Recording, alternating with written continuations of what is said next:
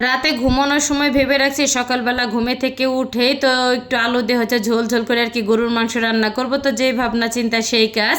আসসালামু আলাইকুম, সবাই কেমন আছেন? আশা করি ভালো আছেন। আমি আল্লাহর রহমতে অনেকটা বেশি ভালো আছি। তো ভিডিওটা কিন্তু আজকে হচ্ছে সকাল থেকে শুরু করে দিলাম। সকাল থেকে দুপুর পর্যন্ত কি কি রান্না বান্না করি সেটাই আপনাদের সাথে শেয়ার করব। আশা করি সবাই ফুল ভিডিওটা সঙ্গেই থাকবেন। আর এই যে গরুর মাংসটা কিন্তু আমি সুন্দরভাবে ধুয়ে তারপর হচ্ছে আমি এইখানে পাতিলের ভিতরে দিয়ে দিলাম, আর সব ধরনের হচ্ছে মশলা একবারে হচ্ছে বাটিতে করে ঢেলে দিয়ে দিছি। এখানে মশলার ভিতরে ছিল পেঁয়াজ, ছিল আদা রসুন বাটা, ছিল হলুদ মরিচ জিরা ধনিয়া, তারপরে হচ্ছে গরম মশলার গুঁড়া ছিল, আর বেশি করে কিন্তু হচ্ছে কাঁচা মরিচ দিয়েছি ঝাল ঝাল করে আর কি রান্না করবার। গরুর মাংস ঝাল না হলে কিন্তু খেতে একদমই ভালো লাগে না।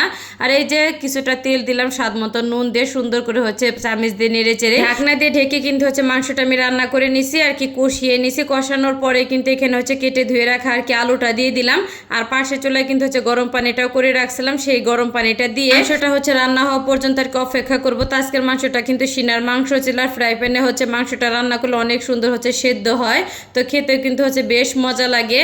আর মাংসটা হচ্ছে যেমন সুন্দর কালার আসছে, তো খেতেও কিন্তু অনেক অনেক বেশি মজা লাগছে। আর আমার তো ঝোল তরকারি বরাবরই খেতে অনেক অনেক বেশি ভালো লাগে, আর গরুর মাংসের ঝোল হলে তো কোনো কথাই নাই।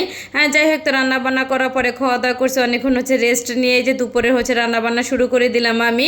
এই যে বল ভর্তি করে কিন্তু হচ্ছে বাজার নিয়ে বসে পড়ছে। এখানে পেঁয়াজ, তারপর হচ্ছে কাঁচামরিচ আর হচ্ছে কচুর গাঁটি আছে।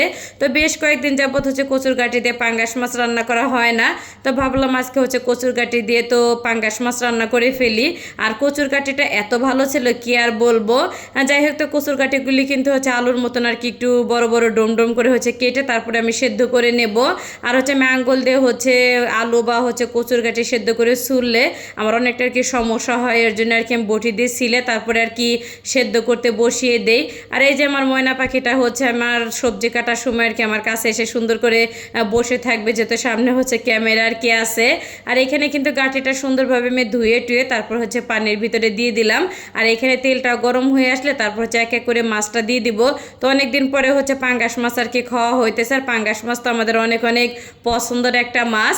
তো আজকে হচ্ছে পাঙ্গাস মাছের বড় একটা লেজ আর কি রাখছে, লেজটা খাইতে কিন্তু বেশ মজা লাগে আমার। আর যাই হোক, এদিকে কিন্তু পেঁয়াজ আর হচ্ছে কাঁচামরিচটা সুন্দরভাবে ভাজা হয়ে গেলে আমি কিন্তু একটুখানি আদা রসুন বাটা দিয়ে দিলাম, যেহেতু পাঙ্গাস মাছ রান্না করতেছি আদা রসুন বাটা তো একটু দিতেই হবে। যাই হোক, তো শুকনো মশলাটা দিয়ে তো মশলাটা সুন্দরভাবে কষিয়ে কিন্তু সেদ্ধ করে রাখা কচুর গাঁটিটা দিয়ে দিলাম। তো আজকের গাঁটিগুলি তো বললামই ফার্স্টে অনেকটা কিন্তু বেশি ভালো ছিল, তো অনেক তাড়াতাড়ি হচ্ছে গাঁটি আর কি সেদ্ধ হয়ে গেছে। তো আমি কিন্তু এখানে গরম পানি দিয়ে দিলাম, আর কচুর গাঁটি হচ্ছে সেদ্ধ হওয়ার পরে তো ঠান্ডা পানিটা না দিলে সব থেকে ভালো হয়। যাই হোক, আর এদিকে কিন্তু হচ্ছে আমি ঢাকনা দিয়ে ঢেকে তো একটুখানি কষিয়ে নিছি। আর গাঁটিটা হচ্ছে একটুখানি আর কি ভেঙে চুরে দেওয়ার পরে হচ্ছে ভেজে রাখা মাছগুলি দিয়ে দিলাম। আর গাঁটির তরকারি কার কার কাছে কেমন লাগে অবশ্যই কিন্তু কমেন্ট করে জানাবেন, আমার কাছে কিন্তু অনেক বেশি মজা লাগে। আর এই যে আবারও হচ্ছে একটুখানি পানি দিয়ে তো ঢাকনা দিয়ে ঢেকে কিন্তু তরকারিটা রান্না করে নিব আমি। তো তরকারিটা কিন্তু আমার রান্না করা হয়ে গেছে। তো সব মিলাই কেমন লাগলো আজকের ভিডিওটা সবার কাছে অবশ্যই কিন্তু কমেন্ট করে জানাবেন। তো ভিডিওটা আমি এখানে শেষ করলাম, সবাই ভালো থাকবেন। আসসালামু আলাইকুম।